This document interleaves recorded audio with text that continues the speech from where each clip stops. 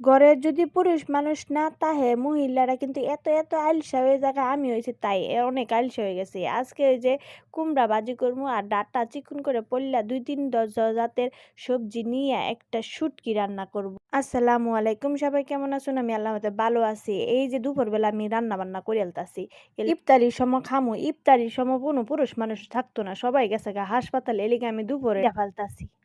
লটকা হুটকিটা কাইট্টা বাইজ্জা ভালো করে ধুয়ে নিছি। এই যে সবজিটা কাটাটা আমার এত এত ভালো লাগছে, অনেক সুন্দর লাগছে সবজি কাটাটা। তরকারিটা কিন্তু অনেক অনেকের খাইছি তো অনেক মজা লাগছে। এই যে তরকারিটাও কিন্তু সব কিছু কষায় মশায় একটুখানি পানি দিয়া পুরা পুরা হইয়া শুটকি তরকারি রাইন্দালতাছি। কচি জালিটাও ভাজ্যা লইছি, সাথে আসলে ডাইল আর ভাত রাইন্দালছি। আগে আপনার দেখাইতারি না ভিডিওর মধ্যে রাইন্দালছি। রাইন্দা বাইন্দা গোসল করে নামাজ পড়ে একটু হুইয়া ফুলাফান্ডি লইয়া হুইছিলাম। ফুলাফান্ডি আর ঘুমাইলো না, কি যে করতাছে নিজেই ঘুমাইয়ে গেছিলাম।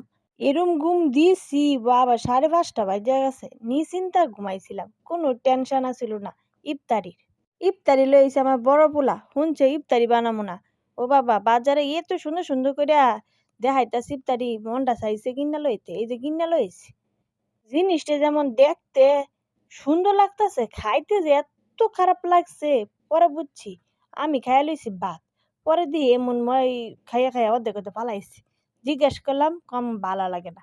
দেখতে জিনিসটা এত এত সুন্দর, ভিতরে যে কি যে দিয়া বানাইছে মানুষে যে এত এত খারাপ, কোনো মজাই লাগলো না। তারপর আমি একটু খাইয়া দেখলাম, ঠিকই তো, এটা তো মাংসের ললিপপ না, আটার ললিপপ বানাই দিছে। ওই যে কথায় আছে না, দেখতে উর্ফে দা পুষ্পাস বিত্তে দা সদরঘাট, এমন হইছে দশা। এটি তো দাম দায় আনছিল, তোর এমন করে বেসসকে লিগিয়া। চিন্তা করলাম এটাতে আমার হুটকির তরকারি আমি ভাত খাইছি, আমার বহুত শান্তি লাগছে। এইসব খাবার আবার যা আমার জিলাপি, আমার পছন্দ খাবার জিলাপি। জিলাপিটা হয়েছে আর হুটকিটা ভাত খাইছি, এটা আমার বড় শান্তি লাগছে। সারাদিনে কাজের গল্প তোমাদের সাথে বললাম। কেমন লাগলো আমার ছোট্ট গল্প ভিডিও? যদি ভালো লাগে লাইক কমেন্ট শেয়ার করো, সব সময় পাশে থাকো। আল্লাহ হাফেজ, আসসালামু আলাইকুম।